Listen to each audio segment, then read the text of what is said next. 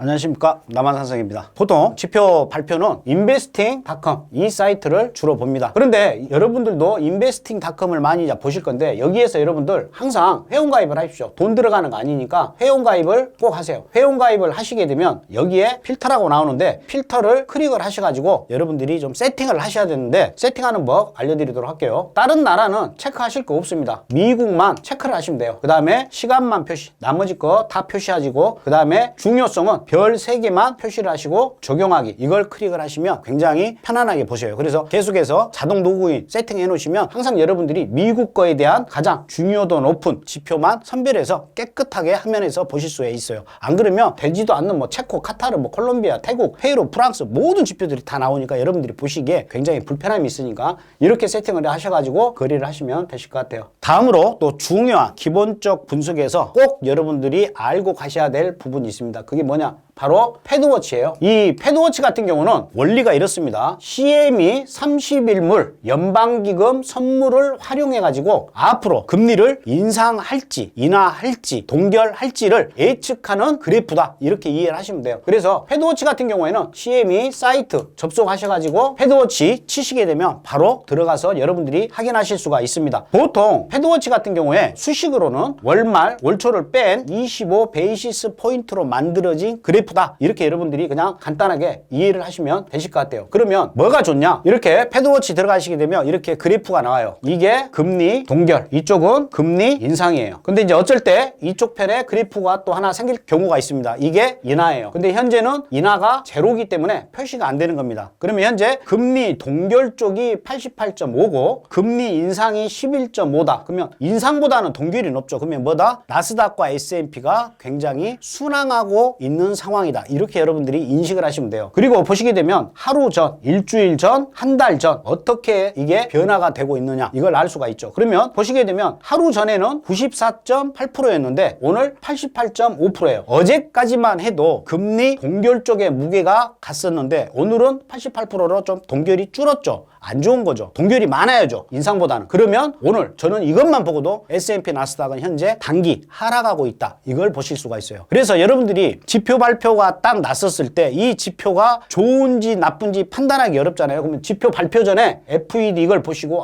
현재 몇 대 몇, 근데 지표 발표가 딱 나지 않습니까? 선명하게 여기 나타납니다. 예를 들어서 여기가 62, 38 이렇게 확연하게 그래프가 바뀌어요. 이 지표는 아까 88%보다 62%로 줄었고 금리 인상 쪽이 올라갔다. 그럼 뭐다? 매도 쪽으로 베팅을 하는 거예요. 그래서 패드워치 굉장히 중요합니다. 그래서 여러분들 꼭 컴퓨터에 장착을 하시고, 특히나 지표 발표 때 근당에서 이걸 계속 켜놓을 필요는 없어요. 차트가 우선이지 이게 우선치는 않아요. 단순하게 이건 하나의 보조적인 역할을 한다, 이렇게 여러분들이 보셔야 되기 때문에 저 같은 경우에는 하루에 한 번 정도 아침장에 동경장에 한 번 정도 보고, 그 다음에 임팩트 있는 지표 발표 때 내가 좀 헷갈린다 할 때 이걸 한 번씩 봅니다. 하지만 여러분들 굉장히 도움이 돼요. 어떤 분들은 이게 금리 동결 88.5, 금리 인상 11.5, 그러니까 그냥 어떤 여론조사의 어떤 프로테이지 아니냐, 이렇게 생각하는데, 아까 말씀드린 것처럼 연방기금의 금리를 활용을 해가지고 만든 거기 때문에 굉장히 과학적인 데이터다, 이렇게 여러분들이 인식을 하시면 되실 것 같습니다. 끝으로 원유에 대해서 잠시 설명을 드리겠습니다. 중요한 이야기는 다 제가 서두에 말씀을 드렸고, 이제 여러분들이 아셔야 될 게 이제 원유 부분인데, 원유도 우리가 이제 거래를 하기 때문에 우리가 거래하는 것은 서부 텍사스유 WTI 크루드 오일이라고 그러죠. 우리가 실질적으로 거래하는 건 이겁니다. 왜? 뉴욕 상업거래소에서 하기 때문에.